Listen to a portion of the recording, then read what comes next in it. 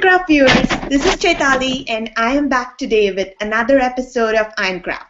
Today's our guest is the most awesome and fabulous Sarah Gough. Hi Sarah! Hi! So a little bit more introduction to Sarah if you don't know her already. She is a very talented crafter and she has a really cool style. I really don't know how to define it. I call it the Sarah style. And she's also a very busy crafter. She's on various design teams, some really nice and hot design teams, and she does all of that while handling a very energetic toddler, right?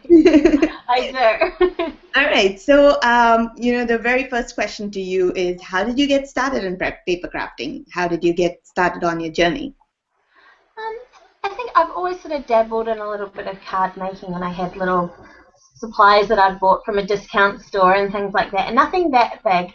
And then I made my wedding invitations, and I guess that was sort of the first time I really stamped, and they were heat embossed, and I thought that was the coolest thing ever. Heat embossing just seemed like magic when I first started. Wow, you started really with a higher level thing. I did it. Oh, my wedding, I had ordered a couple of little stamps, and there was a custom one with their names, and there was one with 2 hearts, and I decided it would look really cool if I popped that up on foam tape. So I had to fussy cut all these hearts in between the invitations and everything else. Weeks in your very first project. I had to rope my husband and my then fiance to help me do the cutting. So I'm surprised that I still do so much fussy cutting, because at the end of that I was so sick of it. But I got really into card making, I think, when the Cuttlebug first came out. When die cutting and embossing first came out, and that was when I sort of went online and found the really wide world of paper crafting, because I was looking for tips on how to use the Cuttlebug, and that was when I really discovered stamping, and I was hooked. And the supply started growing too. Yeah, they're still growing. So the very first project then, how many cards was it and how long did it take you? There were 50 invites, and then all the place cards, and I think I did little RSVP cards, and it probably took a couple of weeks. Weeks? Wow, that's impressive. It was a long process. And I was so new to it that I'd make mistakes, and I didn't know about getting rid of the static before you heat emboss and things. So I'd mess them up, and there'd be gold embossing powder everywhere. So it took a while. You were definitely more advanced than me when I started. I had like a scissor, and I was like, I can't get straight cuts with that. And finally, when I discovered the paper cutter, I was like, that's the most amazing innovation ever. It wasn't until I joined Stamping Up that's when I first got a paper cutter. I was like, oh, this is amazing. Yeah. The simplest things were really cool when you first start out. Yeah, that's true. That's definitely a nice memory to think about. Yeah. So you are on so many design teams. That is my big question. Tell us, do you feel overwhelmed with crafting sometimes? Every now and then I do. I try to be extremely organized. I really have to be extremely organized, otherwise I would forget everything. Every now and then I'll have a day where I just can't make anything that I like, and I really have to stop then. Sometimes I'll try and force my way through that, and it doesn't work. Sometimes you just have to take a break, and I'll go and read a book or watch some TV or just take a bit of quiet time and step away from it. And usually what I like to do then is clean my desk, because it's usually such a mess and there's stuff everywhere. But there's something very exciting about having a brand new, fresh, clean desk ready to mess up again. So that's what I do when I'm feeling overwhelmed. So I guess you do also answer, that you get back, you get over it and you get back to it, and you keep enjoying it. Looks like when you take a break and do a little bit of something else, and then come back. Right? Mm-hmm. Exactly, yeah. And I don't craft a lot during the weekends either. That's sort of more family time. So quite often on a Monday morning I'll be really excited and ready to go and looking forward to doing something again. So speaking of family life, then how do you balance, so much crafting with a very energetic toddler? What are your tricks? Well, I really only have one trick, and at the moment Jackson still takes 2 naps. He's quite old to be taking 2 naps. When he goes down to 1 nap, or God forbid, no naps, I don't know what I'm going to do. I'm going to have to Get figure him something crafting as out. well? Yeah, because Okay. that's the only time I craft is during his nap. Or also, he's got a wonderful dad, and when Dad comes home from work, he gives him his bath, and so I get about half an hour between their sort of playtime and bath time. So I'll often sneak into my craft room in the evening as well. Wow. But morning nap time is my big craft time. Wow, that's speed crafting. That's really speed crafting. Yeah. Is he allowed in the craft room? Does he help you at all? No, he likes to grab anything and everything. He's really just a very busy, very excited little boy. So he comes in here at sort of, I said, do you want to go in Mum's room? And we'll come in and he'll have a little cuddle and look around and point at things and stuff. But hopefully, when he's a bit older, maybe he'll be interested in, cutting up some scraps or doing something maybe. Yeah. Get him to try and touch things and see which one he picks. Is he going for a Copic or is he going for the cotton bag or what's his interest? Hopefully he goes to one of the cheaper supplies. Yes, definitely. So you create quite a bit for challenges, and it's always, and it's even design team deadlines. You have a lot of constraints when you're creating anything. So how do you go about creating with constraints? How does your thinking process start? It really depends. If I'm creating for a challenge and it's a colour or a sketch, if it's a colour, I like to work with pattern paper a lot. So I'll sort of think, there are some papers that I have that have those colours, or I'll choose the inks that I want to use first. Mm-hmm. If it's a sketch, I'll choose my focal image first and sort of work out what company I want to feature that day. Design team work, I really don't know. I just sort of choose the set that I want to use and go from there. Sometimes I'll still combine that with a sketch, and that can really help, especially if there is a bit of a time crunch. I find using a sketch really helpful. And then other times there are sketches that I'll try to use and they sort of stump me. I have to move on for it. Or I'll start with a sketch and it morphs into something completely different. That happens a lot. Has it ever happened that you started on something and it just doesn't fit your vision? What happens then? Then it goes in the bin. Oh no! or I change it. I'll create my whole card because I like to layer a lot. I don't stick anything down until I'm 100% sure that that's what I want to do. So sometimes if there's something that's really just not working, it'll just go aside and I'll use that on another card and try to save things that way. I try not to completely start over too much, but Nice. So what do you do when you're not crafting? Well, a lot of time with Jackson, obviously. I love to read and bake and cook, and I'm lucky enough to be a stay-at-home mum, so I do all those mum things.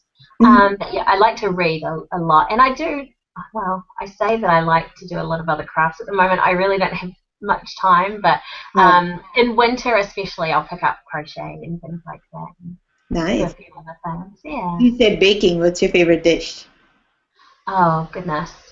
Probably cupcakes at the moment. Jackson's second birthday's in June, so I'm sort of trying to decide what theme we're going to do and if we're going to have a big cake or maybe I might do cupcakes this year. Oh, a big cake made of like smaller cupcakes? That's a cool idea. Maybe, yeah. Do you bake the whole cake on your own then, if you go for a big cake?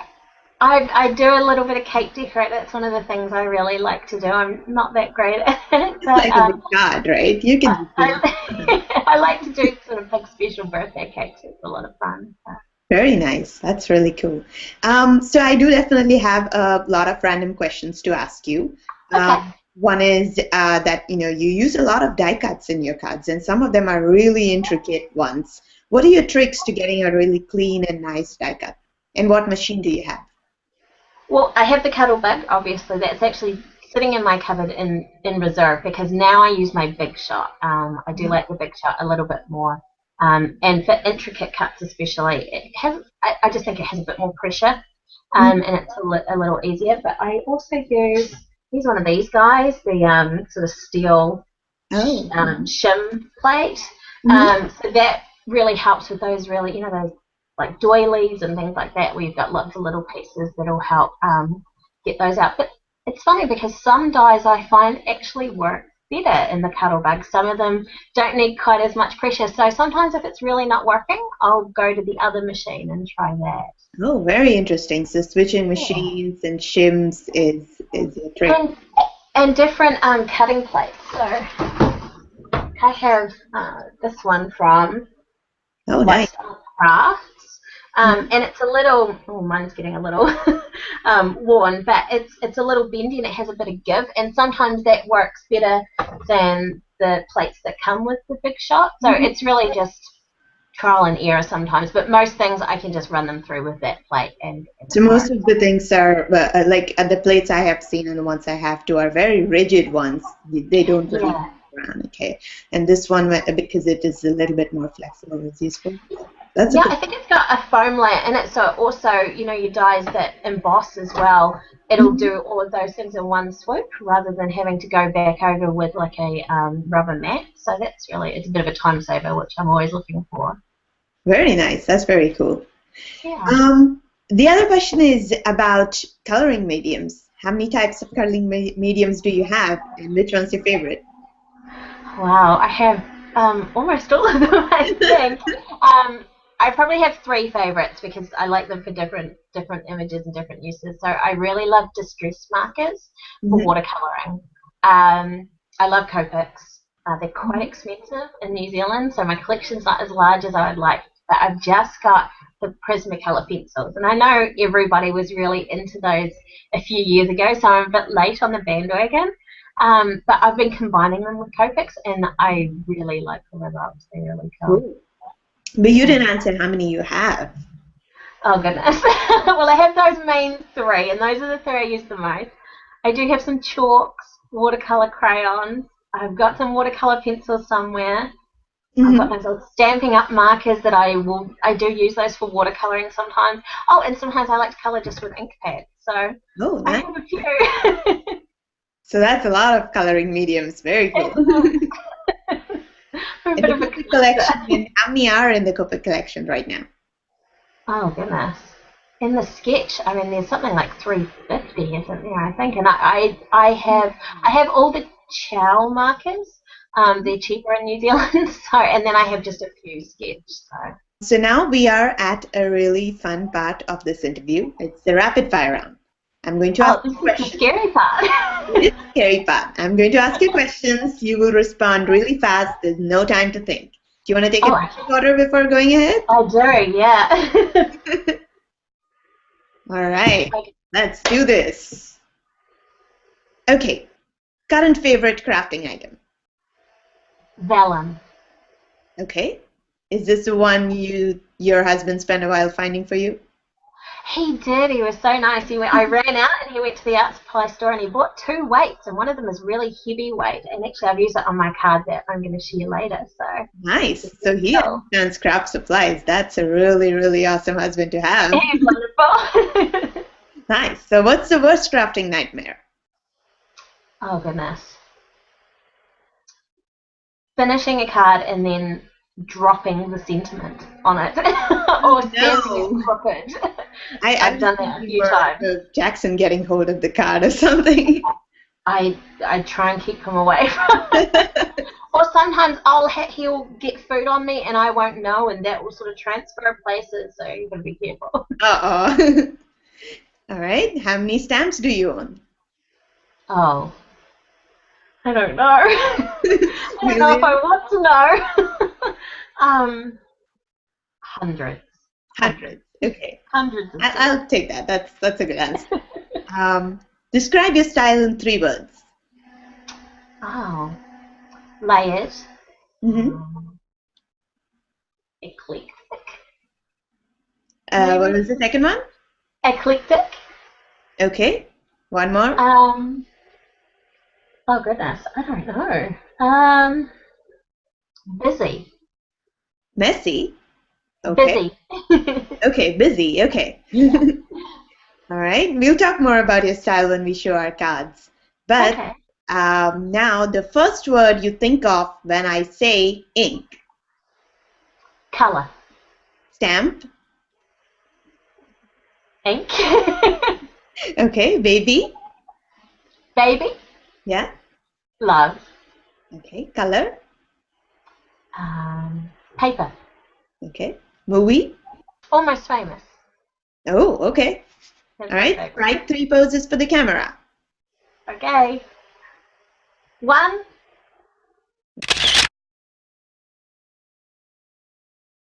Okay. I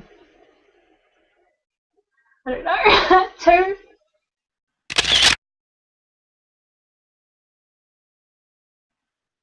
Okay. um, three.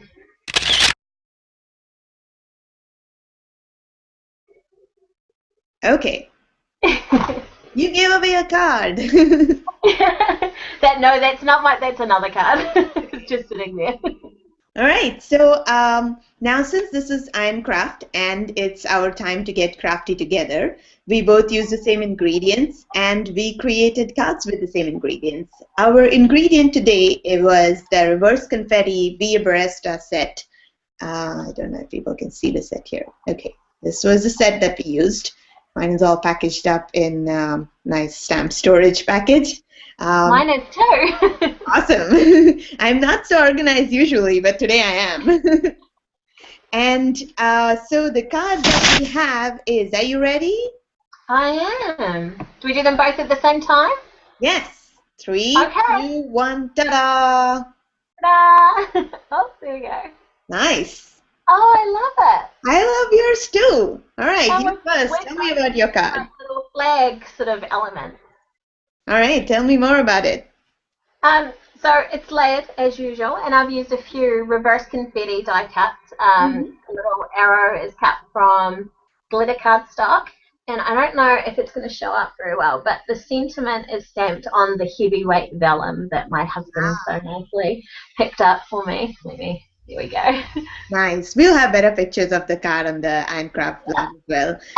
And I paper pieced the card, the cup. And did you coloured it? Yes, I did. It was pretty hard copying your style. Like I said, Sarah's style is Sarah's style. So I couldn't layer paper as well as you. So I went with doing a little bit of stenciling with embossing tape back here. And then this color, I saw this one card from you recently that was like all distressing, and it had the reverse confetti, the feathers set. Yeah. That was really beautiful. So I tried to bring some of that color here and try to do I love it. And it was, I can tell you, I can really appreciate the card you made because it took me all of like an hour to try and distress and finish the whole thing. It's beautiful though. It was worth it. Thank you. So one of the things on my card that I absolutely couldn't make a card with Sarah style without having a doily on it. So I had to really turn over my craft room and to find the one doily pack that I have because it's not something I use often on my cards. I was really worried that yesterday night I'd have to go and buy it at the craft store here. There was something I was looking for the other day and I had to give up for. Oh, little mini clothes pegs. Everybody's been using them lately. Mm-hmm. I know I've got a bunch of them somewhere. They'll turn up when you don't need them. They will. Cool. So let's talk a little bit more about your style real quick. What you define, as elements of your style. What is it? I know I tried to copy it, I couldn't, so I would want to hear from you how your style, you define it. I really just pile things on. I love paper. I love color and pattern. So usually my card will start by choosing 3 different patterns to use. I'll use something that reads like a solid. So for this one, my solid was sort of this grey stripe. Mm-hmm. I don't know if you can see. And then I'll choose something with a bit more colour and pattern, and then another pattern, but something maybe with a larger print, so like this polka dot. So quite often my style is sort of dictated a little bit by the papers that I use, and I just put them together until I feel like I've got enough of each print, really. I don't know. It just kind of happens. It's a very nice layered style, and definitely I can see that, it's good to know that pattern paper is where you start off picking up a few and then going from there. Because I guess you do need some base to start with and then go And over. then I think the other thing I really like is texture. So I like to try and it's not always embossed texture, but you've got that beautiful embossed texture on your card with the stencil. But like on this one, I sort of use the glitter paper, which has a bit of a different texture, and a wee button that has, fabric covering Mhm. for a bit of And I have seen texture. you use like cord or corkboard and other types of textures like that, right? Yeah, burlap. I've been using that a little bit lately. So just something a little bit textile and a little bit interesting. Very nice. So let's tell people about the big prize for this week. Reverse Yeah. Confetti is sponsoring our fabulous giveaway. Thank you, Jen, so much for sponsoring that. One lucky winner is going to get a $15 gift certificate from Reverse Confetti. All you have to do is comment on the Ironcraft blog and give your answer to this question that Sarah is going to ask. So I want to know, is there a colour that you struggle to create with? Because I have one. My colour is purple. I love purple, but 9 times out of 10 when I create a card with purple, I really just don't like it. I struggle with it for some reason. So I want to know, is there a colour that you struggle to create with? Awesome. If you have a color you struggle to create with, please go ahead and put it down, and the lucky winner will get the $15 gift certificate, and we will also try and get Sarah to create a purple card for you. I'll try. I don't promise No, anything. no, that's fine. I've seen some purple cards from you, though. They're fabulous. It's just fun. It's one of those colors. Maybe I need to find another color that goes with it that I really love. Mm-hmm. Yeah, it's just one of those things I struggle with. This year's color is it Orchid Opulence? I think it's called, and Uh-huh. it's almost my worst nightmare. I just can't. Apart from this giveaway, we have two other giveaways happening because Sarah is on three really awesome teams. So she's doing a Verve gift certificate, and then I have one more from Sugar Pea Stamps. And for both of those gift certificates, all you need to do is comment on Sarah's blog because she'll have a coordinating post for Ironcraft on her blog as well with her card. So people are just commenting on the blog, right? Yep, just come over and leave a comment, and somebody's going to win some lovely certificates to Awesome. send. So leave Sarah some comment love, and thank you everyone for watching Ironcraft.